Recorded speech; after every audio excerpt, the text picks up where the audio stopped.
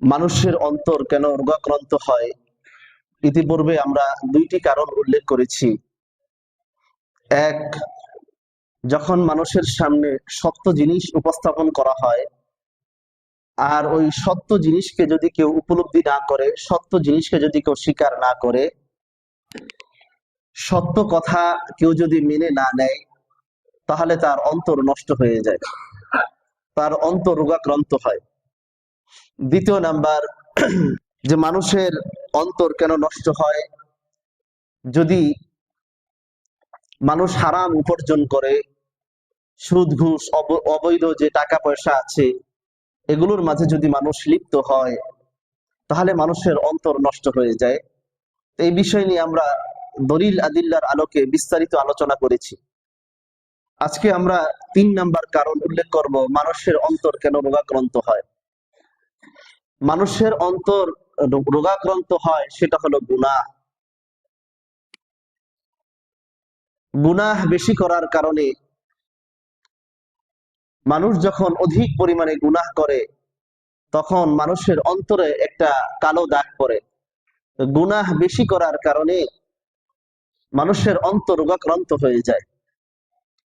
সূরাতুল মুতাফফিফিনের 14 নাম্বার আয়াতের মধ্যে আল্লাহ রাব্বুল আলামিন বলেন, কাল্লা বাল রানা আলা কুলুবিহিম মা কানু ইয়াকসিবুন।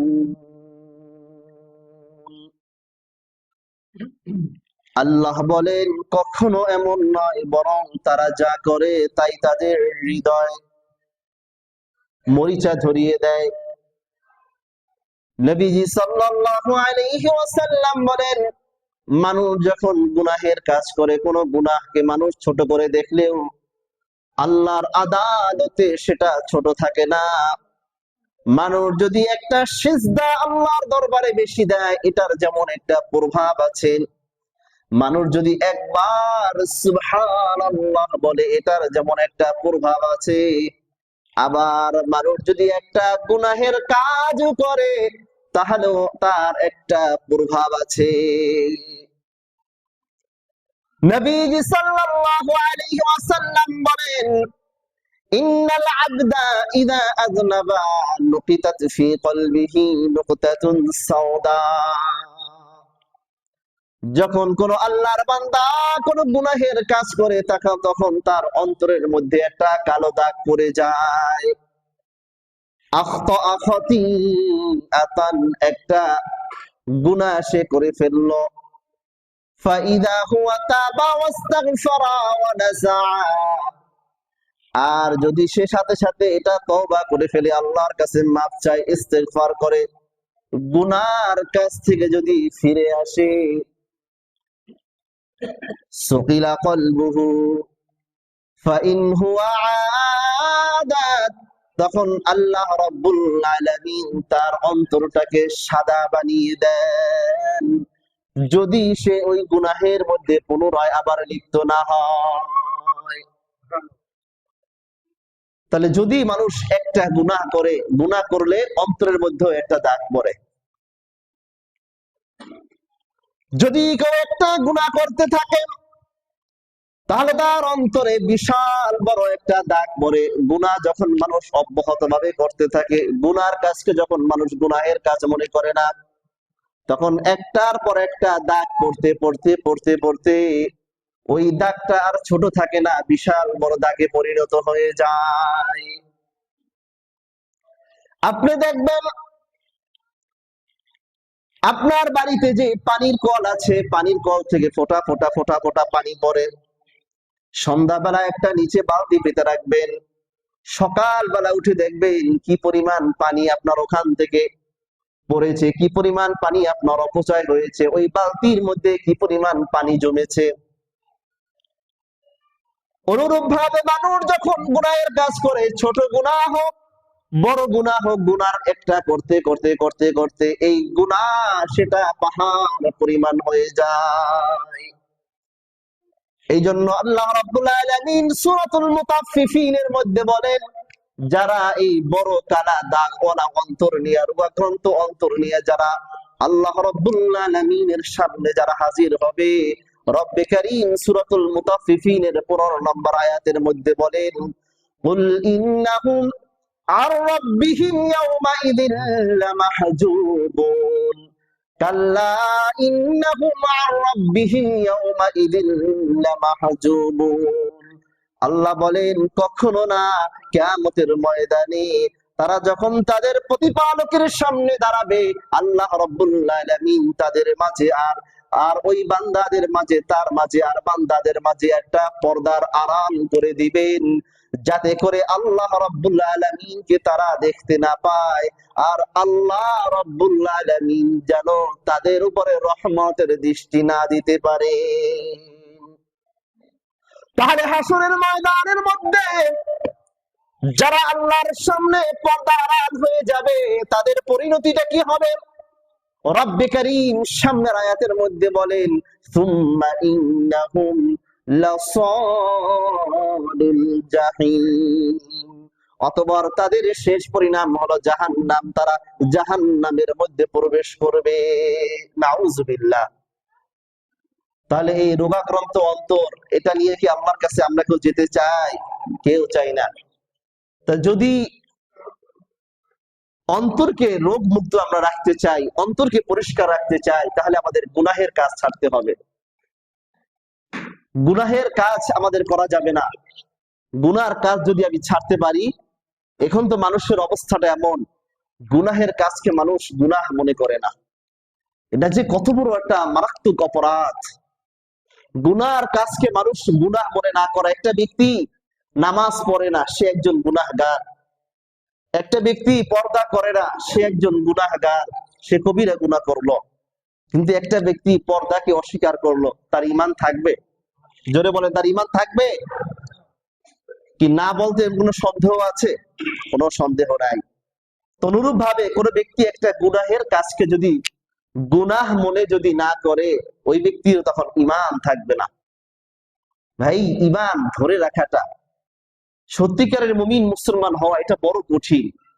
এটা বড় কঠিন। এটা ঈমান জিনিসটা বড় কঠিন। শুধু মুখে মুখে ঈমান ঈমান, মুসলমান মুসলমান, মুখে শুধু যদি আমি বলি, মুখে যদি আওড়াই শুধু, এর নামই কিন্তু আমাদের মুসলমান না। মুসলমানিত্ব এটা বড় বড় কঠিন জিনিস এটা। তাহলে আমাদের নির্ভেজাল অন্তর যদি আমাদের অর্জন করতে হয়, তাহলে 1 নাম্বার কি বলছিলাম? হককে গ্রহণ করে নেওয়া, হককে অস্বীকার করা যাবে না। 2 নাম্বার, হারামকে আমাদের বর্জন করতে হবে। হারাম উপার্জন আমার দেহের মাঝে এটা প্রবেশ করানো যাবে না। কারণ আল্লাহ নবী সাল্লাল্লাহু আলাইহি ওয়াসাল্লাম বলেছেন, যার শরীরের রক্ত গোস্ত হারাম দিয়ে তৈরি হয়েছে, ওই ব্যক্তি জান্নাতে যাবে তো দূরের কথা, জান্নাতের সুঘ্রাণও সে পাবে না। বলেন, আল্লাহর নবীর কথা কি মিথ্যা হতে পারে? তাহলে কেন আপনারা সুদ খান? কেন আপনারা হারামের মাঝে ঢোকেন? একটু কি জীবনের প্রতি একটু আফসোস জাগে না? একটু কি আপনার জিন্দিগির উপরে আফসোস জাগে না? দুনিয়ার কয়দিনের জিন্দিগি? 40 বছর, 50 বছর, 70 বছর, 80 বছরের জিন্দিগি। তো এই জিন্দিগিটার মধ্যে কেন আপনি হারাম খেয়ে আপনার আসল জিন্দিগিকে আপনি বরবাদ করে ফেলছেন? আপনি কবরের জিন্দিগি আপনি আযাব দ্বারা আপনি ভরে ফেলছেন। কাদের জন্য এই হারাম উপার্জন করছেন আপনি? এরপরে 3 নাম্বার, যে গুনাহ, গুনাহকে ছেড়ে দেওয়া। যদি আমরা গুনাহ ছাড়তে যদি না পারি, এই গুনাহওয়ালা অন্তর যদি আমরা এটাকে লালন পালন করি, এর মাঝে কোনোদিন আমাদের আলো আসবে না। আর আলো যদি আমাদের অন্তরে যদি না আসে, আমি নামাজ পড়তে পারি, হজ করতে পারি, কিন্তু আমার ভিতরে সেই গুমরাহির অন্ধকার এটা আমার মধ্যে রয়েই যাবে। আমার দ্বারা মানুষ উপকৃত হতে পারবে না। হয়তো সুন্দর সুন্দর কথা বলতে পারি, আমার বাহ্যিক আমলের মাধ্যমে মানুষকে আমি মুগ্ধ করতে পারি, কিন্তু মানুষ আমার প্রতি সন্তুষ্ট হতে পারে আমার বাহ্যিক আমলের দ্বারা, কিন্তু আল্লাহ রাব্বুল আলামিন আমার উপরে সন্তুষ্ট হবেন না। আমার সন্তুষ্ট কাকে করা দরকার? জোরে বলেন, কাকে? আল্লাহকে। আল্লাহই আমাদের জন্য আপন, আর কেউ, দুনিয়ার কেউ আমাদের জন্য আপন না। দুনিয়ার সব স্বার্থপর। মানুষের সামান্য একটু স্বার্থে আঘাত লাগলে আপনার বিপরীত যাবে, আপনার সন্তান আপনার বিপরীত চলে যাবে, আপনার স্ত্রী আপনার বিপরীত চলে যাবে যদি সামান্য একটু তার স্বার্থে আঘাত লাগে। মা বাবা সামান্য একটু স্বার্থে আঘাত লাগলে আপনার বিপরীত চলে যাবে। কিন্তু আল্লাহ, তিনি বান্দাকে নিঃস্বার্থভাবে ভালোবাসেন। আল্লাহ রাব্বুল আলামিন এই জন্য বলেন, ফাবিআইয়ি আলাই রাব্বিকুমা তুকাযিবান, ও আমার বান্দা, আমি তোমাকে এত নিয়ামত দান করছি, কোন নিয়ামতটা তুমি আমি অস্বীকার যাবা? এই জন্য আল্লাহ রাব্বুল আলামিন বলেন, বান্দা তুমি গুনাহ করছো, আমার কাছে মাফ চাও, আমি আল্লাহ তো তোমাকে মাফ করার জন্য আমি তৈরি আছি। সুবহানাল্লাহ। তো এই জন্য গুনাহ মুক্ত অন্তর এটা আমাদের তৈরি করা দরকার আছে কিনা জোরে বলেন। এরপরে চতুর্থ নাম্বার, অন্তর যে কারণে আমাদের রোগাক্রান্ত হয়, কুদৃষ্টির কারণে, দৃষ্টির অপব্যবহারের কারণে, হারাম জিনিসের দিকে যদি মানুষ বেশি বেশি তাকায় তখন তার অন্তর মরে যায়। যখন মানুষ হারাম জিনিস মানুষ বেশি বেশি দেখবে তখন তার অন্তর মরে যাবে। আমাদের তো এখন এমন অবস্থা ভাই, বড় আফসোসের সাথে বলতে হয়, আজকে সামান্য একটা মোবাইল, এই মোবাইলের কারণে কত মানুষের যে জাহান্নামে যাওয়ার কারণ হবে। এই অ্যান্ড্রয়েড সেট, আইফোন, এগুলো, এই কম্পিউটার, এই টিভি, কম্পিউটার টিভির কথা বাদই দিলাম, 24টা ঘন্টা আমার সাথে আপনার সাথে মোবাইল থাকে, এই মোবাইলটা আপনার আমার জাহান্নামে যাওয়ার কারণ হয়ে যাচ্ছে। অ্যান্ড্রয়েড যিনি আবিষ্কার করেছেন তিনি বলেছেন যে আমি পুরা পৃথিবীর মানুষের দৃষ্টিশক্তিকে আমি এই 2-3 ইঞ্চির ভিতরে আমি নিয়ে আসবো। এটা ঠিক বাস্তব, এটা আজকে সেটা তাই হয়েছে। একজন ভাই বোনের সম্পর্ক অ্যান্ড্রয়েডের কারণে নাই, মোবাইলের কারণে নাই। আগে যখন একটা আত্মীয় স্বজন আসতো মানুষ মন করে কথা বলতো, আর এখন আত্মীয় স্বজন আসলে সে তার মতো মোবাইল টিপছে, তার মতো মোবাইল টিপছে। মা বাবা সন্তানের সামনে গেলে কত সুন্দর মন খুলে কথা বলতো, কিন্তু এখন ওই এক কোণা সময় পেয়েছে তো মোবাইলের ভিতরে সে লিপ্ত হয়ে গেছে। আগে মানুষের পকেটে থাকতো তসবিহ, আগে মানুষের পকেটে থাকতো আল কোরআন, আর এখন মানুষের পকেটে থাকে মোবাইল। আর সুযোগ পাইলি জায়গায় বেজায়গায় বসে বসে শুধু সারাদিন মোবাইল টিপে মোবাইল টিপে, আর গুনাহের কাজ। আর এই গুনাহকে আমরা গুনাহ মনে করছি না, অথচ প্রত্যেকটা গুনাহর একটা প্রভাব আছে। এই গুনাহের কারণে আমার দিলটা কিন্তু অন্ধকার হয়ে যাচ্ছে, আল্লাহর ইমানের নূরের আলো আস্তে আস্তে দিল থেকে আমাদের সরে যাচ্ছে, যার কারণেই তো আমরা এখন হক জিনিসকে গ্রহণ করতে পারি না। ভাই আমরা তো মুসলমান, তা আল্লাহর কোরআনে যেটা আছে, আল্লাহর নবীর আদর্শের মধ্যে যেটা আছে, এটা আমি গ্রহণ করতে কেন পারবো না? এটা তো পারি না, এই কারণে আমার দিল নষ্ট, আমার অন্তর নষ্ট। সম্মানিত হাজিরিন, এই জন্য চতুর্থ প্রকার চোখের সাথে সম্পর্কিত আমাদের এই যে গুনাহ যেগুলো হয়, তাহলে চতুর্থ প্রকার চোখের সাথে যে সম্পর্ক, এটা আমাদের শরীর। এটা কি বলেন? আমাদের শরীর এটা। তা এই শরীর নিয়ে যদি আমরা কল্পনা করি, যে আমাদের শরীরটাকে নিয়ে যদি আমরা একটু কল্পনা করি, যে শরীরের একটা অংশ এই চোখ, পুরা বাহ্যিক শরীরটাকে যদি আমরা একটু কল্পনা করি, একটু চিন্তা ফিকির করি, তাহলে আমাদের শরীরে শত্রু প্রবেশ করার বড় ধরনের একটা বর্ডার হলো আমাদের চোখ। কি জোরে বলেন? চোখ। এই চোখ দিয়ে আমাদের শত্রু, এই চোখ দিয়ে আমাদের শরীরের ভিতরে প্রবেশ করে। তো এই চোখ দিয়ে মানুষ গুনাহ নামক শত্রু, এটা যখন সে চোখ দিয়ে প্রবেশ করায়, এটা প্রবেশ করে চোখের মাধ্যমে সমস্ত গুনাহ ঘটে। চোখ হলো সমস্ত গুনাহের মূল। চোখ কি জোরে বলেন? সমস্ত গুনাহের মূল। এই চোখের গুনাহে থেকে যদি কেউ বাঁচতে পারে, তাহলে সে এই যুগের সব থেকে বড় আল্লাহর ওলি হয়ে যাবে। এটা আমরা তো ভাই অলি খুঁজি মাজারে, গাছতলায়, বট গাছের নিচে, লাল শালুওয়ালা কাপড় পরা, ড্যাগের নিচে, ড্যাগের পাশে, এখানে আমরা অলি খুঁজি। ঠিকভাবে গোসল করাটা, নামাজ পড়ে না। কিন্তু আসল অলি তো ভাই তারা না। অলি তো ওই ব্যক্তি যে আল্লাহ তাআলাকে যত বেশি ভয় করে, যে আল্লাহ তাআলাকে যত বেশি চিনতে পেরেছে, যার ভিতরে ইবাদত যত বেশি সুন্দর, সে তত বেশি আল্লাহর ওলি। তাহলে এই চোখের গুনাহ থেকে যদি কোনো ব্যক্তি বাঁচতে পারে, সে কি হয়ে যাবে? যুগের আল্লাহর ওলি হয়ে যাবে সে। এই জন্য চোখ হলো আমাদের বর্ডার। চোখ কি জোরে বলেন? আমাদের বর্ডার। আর কলব, এটা হলো আমাদের রাজধানী। কলব কি? এটা শরীরের রাজধানী। চোখ হলো আমাদের শরীরের বর্ডার, কলবটা হলো আমাদের শরীরের রাজধানী। আর এই হাত বা অঙ্গ প্রত্যঙ্গ যেগুলো আছে, এগুলো হলো এই রাজধানীর বিভিন্ন এলাকা। এই অঙ্গ প্রত্যঙ্গ নামক এই এলাকাগুলো যদি বহিরাগত শত্রুদের থেকে যদি রক্ষা করতে হয়, এটাকে বাঁচাবার জন্য আপনার বর্ডার গার্ড যেটা আছে, এই চোখকে আপনার মজবুত করতে হবে। আর এই চোখের উপরে যে শত্রু নামক যে গুনাহ, এই গুনাহ আমাদের চোখের উপরে আক্রমণ করে, আর চোখের উপর আক্রমণ করে চোখ দিয়ে যখন সে এটা প্রবেশ করে, তখন চোখ দিয়ে এটা প্রবেশ করে আমাদের দিলটাকে সে নষ্ট করে দেয়। আর যখন মানুষের দিল যখন নষ্ট হয়ে যায়, তখন তার সব আমল, সব কাজকর্ম সব নষ্ট হয়ে যায়। এই জন্য তো নবীজি সাল্লাল্লাহু আলাইহি ওয়াসাল্লাম বলেছেন, আলা ইন্না ফিল জাসাদি মুদগাতান ইযা সালাহা সালাহাল জাসাদু কুল্লু ওয়া ইযা ফাসাদাত ফাসাদাল জাসাদু কুল্লু আলা ওয়া হিয়াল কলব। আল্লাহর নবী বলেন, ও আমার উম্মতরা শোনো, প্রত্যেকটা মানুষের অন্তরের মধ্যে একটা গোশতের টুকরা আছে। ওই গোশতের টুকরাটা যার ভালো হয়ে যায়, তার সব আমল ভালো হয়ে যায়।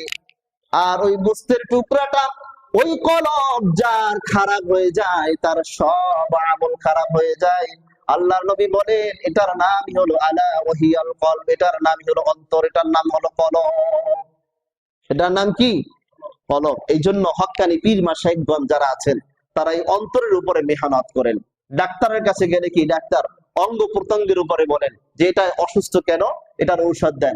আর হক্কানি পীর মাশায়েখগণ যারা আছেন, তারা তখন তাসকিয়ার উপরে মেহনত করেন, তখন তারা অন্তরের উপরে মেহনত করেন যে আপনি জিকির করেন, বেশি বেশি নামাজ পড়েন, তাসবিহ তাহলিল করবেন। আর যখন আপনি এই কাজগুলো করবেন, তখন এই মেহনতটা হবে আপনার অন্তরের উপরে মেহনত। সম্মানিত হাজিরিন, তাই এই কলব নামক এই রাজধানীকে যদি আমরা গুনাহ থেকে যদি আমরা হেফাজত রাখতে পারি, তাহলে আমাদের অঙ্গ প্রত্যঙ্গ যেগুলো আছে সবগুলো আমাদের ভালো হয়ে যাবে। কেমন ভালো হয়ে যাবে? নবীজি সাল্লাল্লাহু আলাইহি ওয়াসাল্লাম বলেন, কোন একজন ব্যক্তির সামনে একটা গুনাহ আসলো, সে সাথে সাথে চোখটাকে সে ফিরিয়ে ফেললো আর বলল, আমি আল্লাহ তাআলাকে আমি ভয় করি। আল্লাহ রাব্বুল আলামিন বলেন যে এই ব্যক্তি যে তার নজরটাকে সে ফিরিয়ে ফেললো, গুনার দিকে সে ধাবিত করলো না, গুনার ভিতরে সে লিপ্ত হলো না, আমার ভয়, আল্লাহ রাব্বুল আলামিন এর জন্য তার দিলের ভিতরে একটা নূর দান করেন।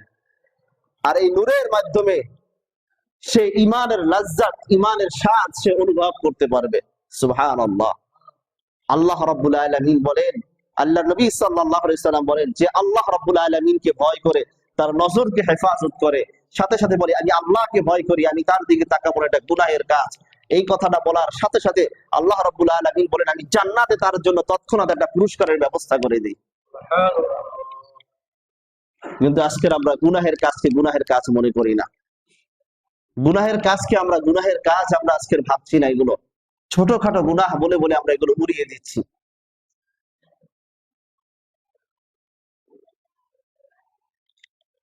আজকের আমাদের সমাজের কি অবস্থা, যে এই যে গুনাহ, চোখের গুনাহ, এটা আমরা যারা নামাজ পড়ি তারাও যেমন করি, যারা বেনামাজি তারাও করে। কি পরিমাণ করে? প্রচুর পরিমাণে তারা করে। কেউ আছে লাইভে গুনাহ করে সরাসরি, কেউ আছে রাস্তাঘাটে গুনাহ করে, কেউ আছে টেলিভিশন দেখছে সে গুনাহ করছে, কেউ আছে মোবাইলে গুনাহ করছে, ইউটিউব ফেসবুকে সে গুনাহ করছে, হর হামেশা সে গুনাহের মধ্যে লিপ্ত, কিন্তু একটু অনুশোচনা তার ভিতরে জায়গা না। অথচ এটা যে কত বড় ভয়ঙ্কর গুনাহ। চোখের যে অপরাধগুলো সংঘটিত হয়, আল্লাহ রাব্বুল আলামিন পুরুষদেরকে আলাদাভাবে সম্বোধন করে রব্বে কারীম বলেন, কুল লিল মুমিনিনা ইয়াগুদ্দু মিন আবসারিহিম ওয়া ইয়াহফাযু ফুরুজাহুম। আল্লাহ রাব্বুল আলামিন বলেন, হে নবী আপনি বলে দেন, মুমিন যত পুরুষ আছে পুরুষদেরকে আপনি বলে দেন, ইয়াগুদ্দু মিন আবসারিহিম ওয়া ইয়াহফাযু ফুরুজাহুম। ইয়াগুদ্দু মিন আবসারিহিম, তারা তাদের দৃষ্টিকে যেন অবনত রাখে, ওয়া ইয়াহফাযু ফুরুজাহুম, এবং তারা তাদের লজ্জাস্থান যাতে হেফাজত করে। এরপরে আল্লাহ রাব্বুল আলামিন শুধু নারীদেরকে সম্বোধন করে বলেন, ওয়াকুল লিল মুমিনাতি ইয়াগদুদনা মিন আবসারিহিন্না ওয়া ইয়াহফাযনা ফুরুজাহুন্না।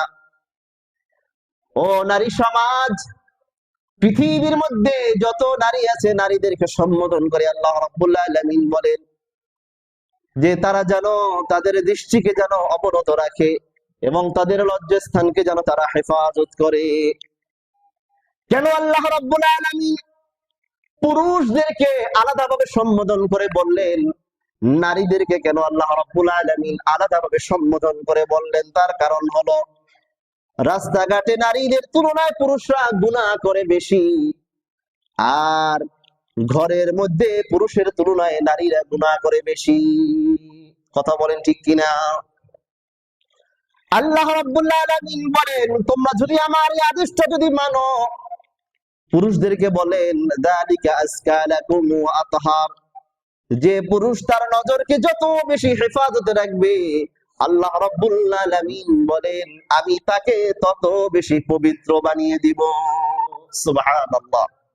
এখন তো মানুষ পবিত্র হয় দুধ দিয়ে গোসল করে। কি দিয়ে? দুধ দিয়ে গোসল করলে নাকি পবিত্র হয়, জীবনের সব দুঃখ কষ্ট নাকি ভুলে যায়। আল্লাহ রাব্বুল আলামিন বলেন তুমি পবিত্র হতে চাও, তুমি তোমার নজরকে হেফাজত করো, আমি আল্লাহ রাব্বুল আলামিন তোমাকে পবিত্র বানিয়ে দিব। ইন্নাল্লাহা খাবীরুম বিমা ইয়াসনাউন, আল্লাহ বলেন তারা যা করে এ ব্যাপারে আমি আল্লাহ রাব্বুল আলামিন সম্যক অবগত আছি। এই জন্য গুনার কাজ করেন, দুনিয়ার কোন মানুষ যদি নাও দেখে, কে দেখেন? জোরে বলেন আল্লাহ। কে দেখেন? আল্লাহ। দুনিয়ার সব মানুষের চোখ ফাঁকি দেওয়া যায়, কিন্তু আল্লাহ রাব্বুল আলামিনের চোখ কিন্তু ফাঁকি দেওয়া যায় না। তিরমিজি শরীফের হাদিস 2776 নাম্বার হাদিস। এই হাদিসটা বর্ণনা করেছেন হযরত জারির ইবনে আব্দুল্লাহ। জারির ইবনে আব্দুল্লাহ রাদিয়াল্লাহু তাআলা আনহু থেকে বর্ণিত, তিনি বলেন সাআলতু রাসূলুল্লাহি সাল্লাল্লাহু আলাইহি ওয়াসাল্লাম, আমি আল্লাহ রাসূল সাল্লাল্লাহু আলাইহি ওয়াসাল্লামকে জিজ্ঞাসা করলাম আন নাসরিল ফুজাই, ওগো আল্লাহ রাসূল, হঠাৎ করে যদি কোনো গুনাহের কাজের দিকে আমার দৃষ্টি পড়ে যায়, হঠাৎ করে যদি আমার কোনো গুনাহের কাজের দিকে আমার দৃষ্টি পড়ে, কোন নারীর দিকে যদি হঠাৎ দৃষ্টি পড়ে, এর মাসআলা কি? আল্লাহর নবী সাল্লাল্লাহু আলাইহি ওয়াসাল্লাম কি চমৎকার উপদেশ দিয়েছেন। আল্লাহর নবী বলেন আমারনি আন আসরিফা বাসারি, তিনি বলেন আমাকে আল্লাহর নবী আদেশ করলেন, শোনো শোনো, সাথে সাথে তুমি তোমার দৃষ্টিটাকে তুমি ফিরিয়ে নিয়ে আসবা, গুনাহকে তুমি শখ করে দেখতে যাবা না। দৃষ্টি যেহেতু পড়েছে তাহলে আরেকটু ভালোভাবে দেখে নেই, আরেকটু ভালোভাবে দেখে নেই। বলেন আল্লাহর নবী বলেন না না, এমন কাজ তুমি করবা না যে তুমি, কে তোমাকে দেখছেন? আল্লাহ রাব্বুল আলামিন সর্বদা তোমার সাথে আছেন। বলে দুনিয়ার কোন মানুষ যদি নাও দেখে, আমার আল্লাহ আমাকে দেখছেন, সাথে সাথে তুমি তোমার নজরটাকে তুমি নিয়ে আসবা। আবু দাউদ শরীফের হাদিস 2749 নাম্বার হাদিস।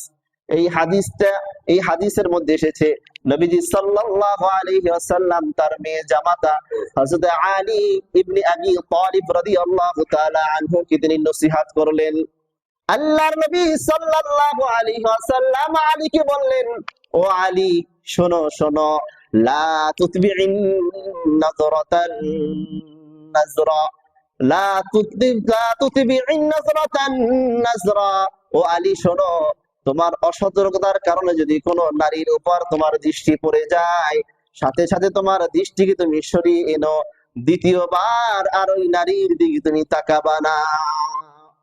ফাইন্না লাকাল উলা, প্রথমবার তোমার অসতর্কতার কারণে তোমার দৃষ্টিটা তার উপর পড়েছে, ওয়ালাইসাত লাকাল উখরা, আর এই দৃষ্টিটা ফিরিয়ে নেওয়ার সাথে সাথে আল্লাহ রাব্বুল আলামিন তোমার উপরে সন্তুষ্ট হয়ে যাবেন।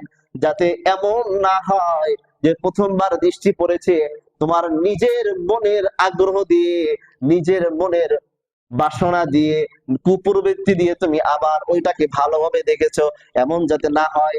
সাথে সাথে তুমি তোমার দৃষ্টিকে ফিরিয়ে নিয়ে আসবে। যদি তুমি এটা করো, আল্লাহ রাব্বুল আলামিন তোমার উপরে সন্তুষ্ট হয়ে যাবেন এবং প্রথমবার তোমার অনিচ্ছাকৃত যে গুনাহ হয়েছে ওই গুনাহগুলো আল্লাহ রাব্বুল আলামিন ক্ষমা করে দিবেন। সুবহানাল্লাহ। আর যদি তুমি দ্বিতীয়বার তাকাও তাহলে কিন্তু আল্লাহ রাব্বুল আলামিন তোমাকে ক্ষমা করবেন না। নবীজি সাল্লাল্লাহু আলাইহি সাল্লামের কত সুন্দর নসিহত। সম্মানিত হাজিরিন, এই জন্য নজরকে আমাদের হেফাজত করা, কি বলেন, করবো তো ইনশাআল্লাহ।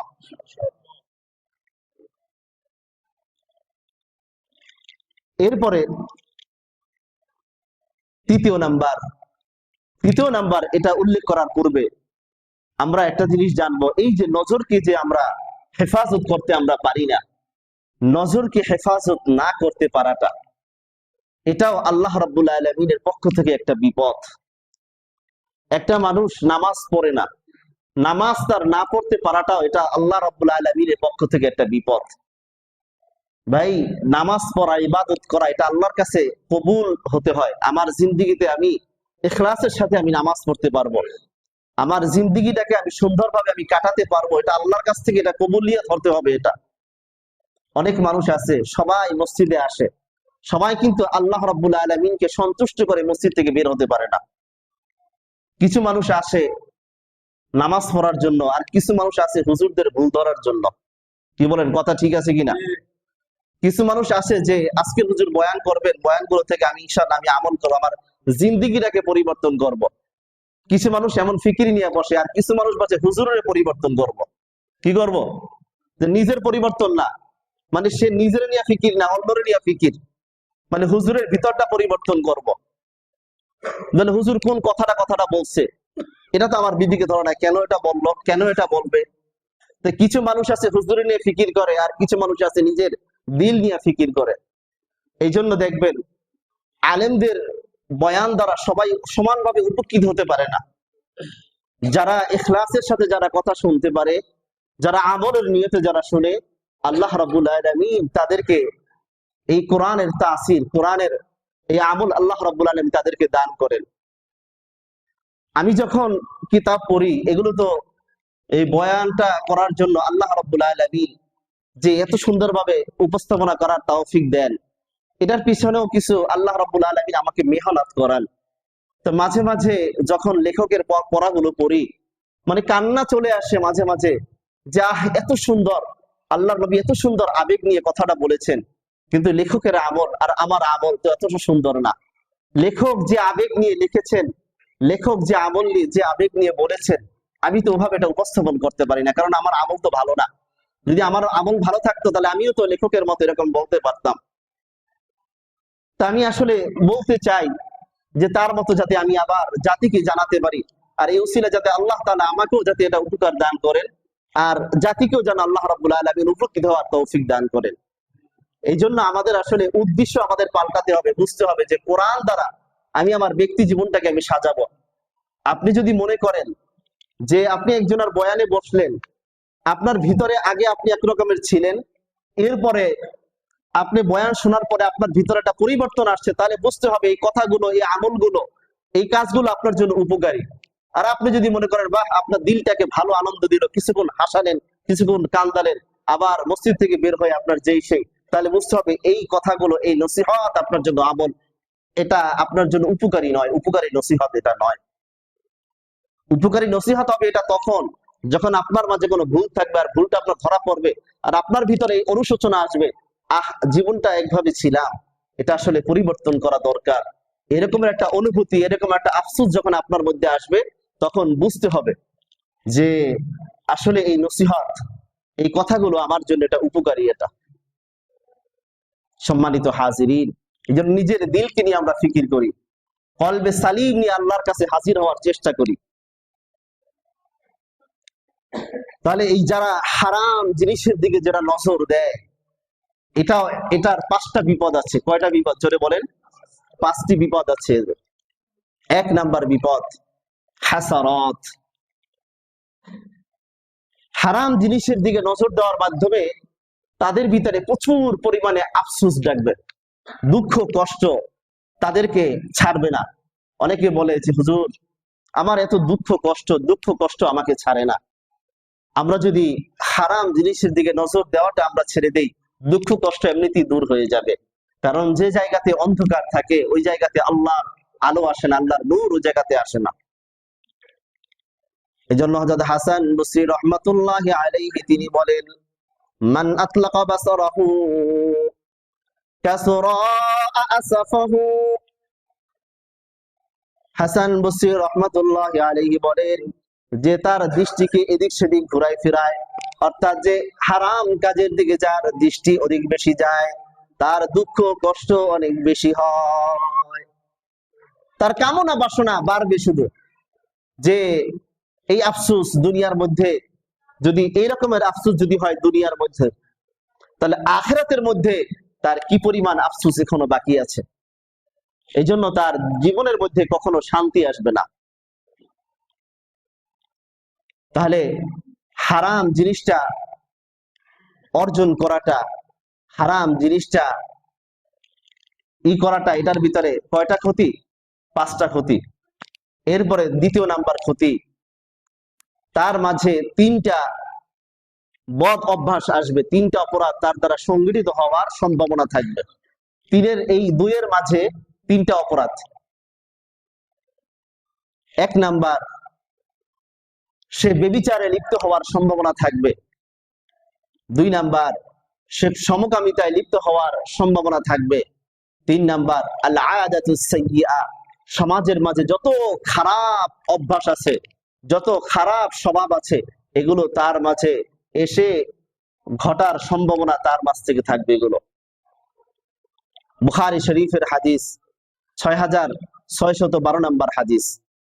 قال رسول الله صلى الله عليه وسلم, আল্লাহ রাসূল সাল্লাল্লাহু আলাইহি ওয়াসাল্লাম বলেন, জিনাল আইনিন নাজার ওয়া জিনাল ফামিয়াল কওল, চোখের জিনা হলো চোখ দিয়ে তাকানো, আর মুখের জিনা হলো মুখ দিয়ে বলা। ওয়ান নাফসু তামান্না ওয়া তাশতাহি, আর নফস এগুলো কামনা করবে এবং আস্বাদন করতে চাবে। ওয়াল ফারজু ইউসাদ্দিকু যালিকা ওয়া ইউকাযযিবু, আর লজ্জ স্থান তার এই কামনা বাসনা গুলো হয়তো সেটা সত্যায়ন করে অথবা সেটা মিথ্যা প্রতিপন্ন করে। তাহলে গুনাহের কাজের ক্ষতি আছে কিনা জোরে বলেন। 3 নাম্বার, হারাম জিনিসের দিকে দৃষ্টি দেওয়ার কারণে তার যে 3 নাম্বার শাস্তি, হারাম জিনিসের দিকে দৃষ্টি দেওয়াটাও এটাও তার জন্য একটা শাস্তি। কিভাবে এটা তার জন্য শাস্তি? বনি ইসরাইলের মধ্যে একজন বুজুর্গ ছিলেন, তার নাম ছিল জুরাইজ। জুরাইজ সে অনেক বড় একজন আল্লাহ রাব্বুল আলামিনের একজন আবেদ ছিলেন। আল্লাহর অনেক ইবাদত বন্দেগী করতেন। তিনি ইবাদত বন্দেগী করার জন্য তিনি সুন্দর একটা ঘর তৈরি করলেন, মাটির একটা ঘর তৈরি করলেন। সারাদিন ওই জায়গাতে তিনি আল্লাহর কিতাব তেলাওয়াত করেন, নামাজরত অবস্থার মধ্যে তিনি সর্বদা লিপ্ত থাকেন। একদিন তিনি নামাজরত অবস্থায় আছেন, তার মা এসে ডাক দিয়েছে, জুরাইস। এবার সে নামাজের ভিতরে সম্মুখীন হয়ে গিয়েছে যে হায় হায়, আমার মা নামাজের মাঝে ডাক দিয়েছে, আমি কি আমার মায়ের কথা শুনবো নাকি আমার আল্লাহর কথা শুনবো? আমি আল্লাহর দিকে আমি তাকাবো, আমি আল্লাহর এই নামাজকে আমি পূর্ণ করব, কোনটা আমি করব? সে একজন আবেদ ছিলেন, সে একজন আলেম ছিলেন না। কিন্তু এক্ষেত্রে মাসালা হলো, নফল নামাজের মাঝে যদি মা বাবা যদি ডাক দেয়, তাহলে নামাজ ভেঙে হলেও মা বাবার ডাকে সাড়া দেওয়া। সুবহানাল্লাহ, মা বাবার খিদমত। কিন্তু সে যেহেতু একজন আবেদ ছিলেন, আলেম ছিলেন না, তিনি মাসালা জানতেন না। তিনি সালাম ফিরালেন, আবার তিনি নামাজে দাঁড়িয়ে গেলেন। তার মা তার জন্য অপেক্ষা করে চলে গেলেন। দ্বিতীয় দিন আবার আসলেন, এসে দেখেন জুরাইজ সে নামাজ পড়ছে। নামাজের মাঝে এবার তার মা ডাক দিলেন, জুরাইজ। এবার সে বলতেছে, আমার মা একদিকে ডাক দিয়েছেন আর একদিকে আমি আল্লাহর নামাজ পড়তেছি, কোনটা আমি পূর্ণ করব? তিনি নামাজটাকে অগ্রাধিকার দিলেন, তিনি নামাজটাকে তিনি পূর্ণ করলেন। এদিক দিয়ে তার মা চলে গেলেন, তার মা একটু মনক্ষুণ্ণ হলেন। 2 দিন আসলাম তার সাথে কথা বলার জন্য, একটা দিনও তার সাথে কথা বলতে পারলাম না। আল্লাহ রাব্বুল আলামিন যেন তার কষ্টে তার মুখ থেকে বের হয়ে গেছে, কোন একটা খারাপ মহিলার মুখ দেখে এরপর যেন তার মৃত্যু দেয়। নাউজুবিল্লাহ। জুরাইস সে অনেক বড় ইবাদত গুজার ছিলেন। একদিন এক মেয়ে আসছে, খুব সুন্দরী যুবতী একজন মেয়ে আসছে, এসে দেখে জুরাইস খুব সুন্দর ইবাদত বন্দেগী করছে। পার্শ্ববর্তী যে অধিবাসী যারা ছিল তাদেরকে বলছে, শোনো, এই যে দেখছো জুরাইস, এই জুরাইসকে তার ইবাদত থেকে সরানো আমার কাছে এটা কোনো ঘটনা না। তখন সম্প্রদায় সবাই চ্যালেঞ্জ করে দিল যে এত বড় একটা ভালো মানুষকে খারাপ তুমি কখনোই বানাতে পারবা না। এবার ওই মহিলা জুরাইজের কাছে আসলেন, এসে যখন জুরাইজকে ডাক দিল, জুরাইজ তার দিকে তিনি দৃষ্টি দিয়ে তাকালেন না। মহিলা যখন আবার জুরাইজের পাশে একটা মহিলা ঘর বানালো, কিন্তু জুরাইজ আল্লাহর ইবাদতের ভিতরে মগ্ন থাকেন, কখনো ওই মহিলার দিকে তিনি তাকান না। এদিক দিয়ে এক রাখাল তার প্রতি আসক্ত হয়ে গিয়েছে, তার সাথে ব্যভিচারে লিপ্ত হয়ে গিয়েছে।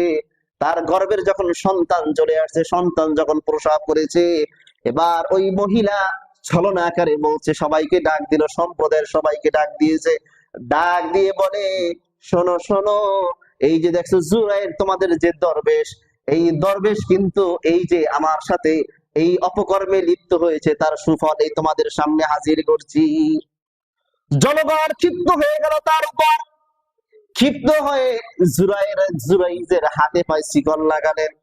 শিকল লাগিয়ে তার যে ইবাদত খানাটা ছিল, মানুষ তার ইবাদত খানাটাও ভেঙে ফেললেন। বাদশার কাছে হাজির করলো, জুরাইজকে তার ছুরিতে চড়ানো হবে, ফাঁসির কাস্টে ঝোলানো হবে, জুরাইজকে মানুষের সামনে হত্যা করা হবে, সে মানুষের সামনে প্রতারণা করেছে। এবার জুরাইজ সে বলে, আমি অপরাধ করি নাই। বাদশা বলে, এই রকমের কথা সবাই বলে, সব অপরাধীরাই বলে। তখন সে বাদশা জিজ্ঞাসা করলো, তোমার শেষ ইচ্ছাটা কি আছে, তুমি একবার বলো। বলে, আমার শেষ ইচ্ছা আমার মায়ের মুখটা একবার দেখা। বলে, আমার মায়ের মুখটা একবার দেখাও। এবার মায়ের মুখটাকে একবার দেখাও, তার মাকে সামনে আনা হলো। এবার তিনি বললেন, মা, তুমি যে তোমার জবান দিয়ে ওই যে কথাটা বলছিলা, আজকের ওই কথার জন্য একটা খারাপ মহিলার মুখামুখি আজকের আমাকে দাঁড়াতে হলো। এই কথাটা বলার পর বললেন, ঠিক আছে, আপনারা আমার ইবাদতখানা ভেঙেছেন, কোনো সমস্যা নাই। আপনারা আমার শরীরের উপরে হাত তুলেছেন, আমাকে বেত্রাঘাত করেছেন, তাও কোনো সমস্যা নাই। যে শিশুটাকে দাবি করা হচ্ছে এটা আমার সন্তান, ওই শিশুটাকে আমার সামনে হাজির করেন। এবার শিশুটাকে হাজির করেছে। জুরাইজ আঙ্গুল জাগিয়ে বলে, ও শিশু বাচ্চা, তুমি তো নিষ্পাপ, তুমি বলো তোমার বাবাকে, তোমার মাকে, তোমার বাবাকে তুমি একটু বলে দাও। সাথে সাথে শিশু, ওই কোলের শিশু মুখ দিয়ে বলে দিয়েছে, আমার বাবা এই জুরাইজ না, আমার বাবা হলো অমুক রাখাল। সুবহানাল্লাহ। এবার সম্প্রদায়ের সব মানুষ তার পায়ে পড়ে গেছে, বলেন, আমরা আপনার উপরে অনেক অন্যায় করেছি, আমরা আপনার উপরে অনেক অবিচার করেছি, আপনার ইবাদত খানাটাও আমরা ভেঙে ফেলেছি, সুতরাং আপনার ইবাদত খানাটা আমরা স্বর্ণ দিয়ে নির্মাণ করে দিব। জুরাইজ বলেন, আমার ইবাদত খানা স্বর্ণ দিয়ে নির্মাণ করার কোনো দরকার নাই, বরং আমি ইবাদত করেছি ঘরের জন্য না, আল্লাহর জন্য। আর আমার মাসআলা জানা ছিল না, যার কারণে আজকের এই বিপদের সম্মুখীন হয়েছি। তাহলে একটা নারীর মুখামুখি হয়ে, একটা নারীর মুখামুখি কথা বলাটা, এটাও আল্লাহ রাব্বুল আলামিনের পক্ষ থেকে অনেক বড় একটা বিপদ। কথা বলেন ঠিক কিনা? বুখারী শরীফের হাদিস, লম্বা হাদিস এটি। তাহলে একটা নারীর সম্মুখীন হওয়া, এটাও কি আল্লাহর তরফ থেকে একটা বিপদ। যেমন এই বিপদটা আসছিলেন কার? আল্লাহর একজন প্রিয় বান্দা জুরাইজ রাহমাতুল্লাহি আলাইহি। তিনি আল্লাহর অনেক বড় প্রিয় বান্দা ছিলেন। এই জন্য হযরত আব্দুল্লাহ ইবনে মাসউদ রাদিয়াল্লাহু তাআলা আনহু তিনি বলেন যে, এই যে অন্য মহিলার দিকে তাকানোটা, বেগানা মহিলার দিকে তাকানোটা, এটাও হলো অনেক বড় একটা গুনাহ। এই জন্য নারীদের মুখামুখি এটা না হওয়া। আমাদের সমাজে দেখুন, পর্দার যে একটা বিধান আছে, এটা আমাদের পরিবারের মধ্যে নাই, এটা সমাজের মধ্যে এটা নাই। তার বলে আমাদের ফ্রি মাইন্ড, আমাদের মনের ভিতরে কোনো দোষ নাই। কি বলে এটা? আমাদের মনের ভিতরে কোনো দোষ নাই, আমরা ফ্রি মাইন্ড। এই যে পশ্চিমাদের অপসংস্কৃতি, এগুলো আমাদের ভিতরে ঢুকিয়ে দেওয়া হয়েছে। পশ্চিমাদের অপসংস্কৃতি আজকে আমাদের মধ্যে ঢুকিয়ে দেওয়া হয়েছে। আর কেনই বা এগুলো আমরা এই গুনার কাজকে আমরা গুনার কাজ মনে করব না? গুনার কাজ তো দেখে আমাদের মতে কিছু লেবাসদারি হুজুর আছে, লেবাসদারি কিছু মাওলানা আছে, এরা গিয়ে মহিলাদের সাথে ইফতার মাহফিল করে। কি আছে কি নাই জোরে বলেন? এরা মহিলাদের সেদিকে মিটিং মিছিল করে। আপনার বেশি দূরে যাওয়ার আপনার দরকার নাই। শুক্রবার সবাই মোটামুটি ফ্রি থাকে। এই যে পার্শ্ববর্তী আপনার জিয়া উদ্যান আছে, তো এখানে দেখবেন অনেক মহিলা পুরুষ অনেকে আপনার ব্যায়াম করে। ব্যায়াম করা, শারীরিক চর্চা করা, এটা হলো নবীর সুন্নত। এটা খারাপ না, এটা ভালো। প্রত্যেকেই শরীরের চর্চা করা, এটা নবীজির সুন্নত। এটা ব্যায়াম করা, এটা ভালো জিনিস। কিন্তু ওখানে কি করে, মহিলা পুরুষ একসাথে ব্যায়াম করে, শেষে আবার একসাথে মোনাজাত করে রব্বানা আতিনা ফিদ দুনিয়া হাসানা। এবং এটা কি তারা মনে করে কি এটাই ইসলাম? এই যে একটা অপরাধ, মহিলার সাথে যে আমার একটা পর্দা করতে হবে, তার সাথে যে একটা পর্দার বিধান আছে, এটা যে একটা অপরাধ, এই লঙ্ঘন করার যে একটা অপরাধ, অপরাধকে অপরাধ মনে করছে না। কতটা নিচে আমরা নেমে গিয়েছি। আল্লাহ রাব্বুল আলামিন আমাদের এই জাতিকে আল্লাহ রাব্বুল আলামিন হেফাজত করুন। এই জন্য গুনার কাজকে গুনার কাজ মনে করার তৌফিক দান করুন। এই জন্য কোরআন সুন্নাহকে ধরবেন। এই জন্য ব্যক্তিকে ফলো করা যাবে না। যে হুজুরদের ভিতরে এত জ্ঞানজাম, আমরা কোনটাকে আমরা ধরবো, কার কথা শুনবো? আপনি কোরআনের কথা শুনবেন, আপনি হুজুরদের কথা কেন শুনবেন? হুজুর কোন কোরআনের আয়াত দিয়ে বলেছেন, কোন হাদিস দিয়ে বলেছেন, আপনি দলিল দেখবেন। ব্যক্তির কথার উপরে নির্ভরশীল হওয়া যাবে না। ব্যক্তির আদর্শে আমরা আদর্শবান নয়। আমরা কার আদর্শে আদর্শবান? আল্লাহর নবীর আদর্শবানে আদর্শবান। আল্লাহ তাআলা বলেন না যে কোনো ব্যক্তির আদর্শ তোমরা গ্রহণ করো। আল্লাহ রাব্বুল আলামিন বলেছেন নবীর আদর্শ তোমরা গ্রহণ করো। আমি নবীর আদর্শ গ্রহণ করব। আমার সামনে যেটা আসবে, আমার দল যদি নবীর আদর্শের সাথে মিল থাকে, আমি আমার দলের সাথে আছি। আমার ব্যক্তি, আমার নেতা, আমার পরিবার যদি নবীর আদর্শের সাথে মিল থাকে, আমি তাদের উপরে আছি। যদি নবীর আদর্শের সাথে মিল নাই, আমি আমার নেতার সাথেও নাই, দলের সাথেও নাই। কথা বলেন ঠিক কিনা? এটাই তো আমার হওয়া উচিত। আল্লাহ রাব্বুল আলামিন আমাদের সবাইকে সহিহ কথাগুলো বোঝার তৌফিক দান করুন।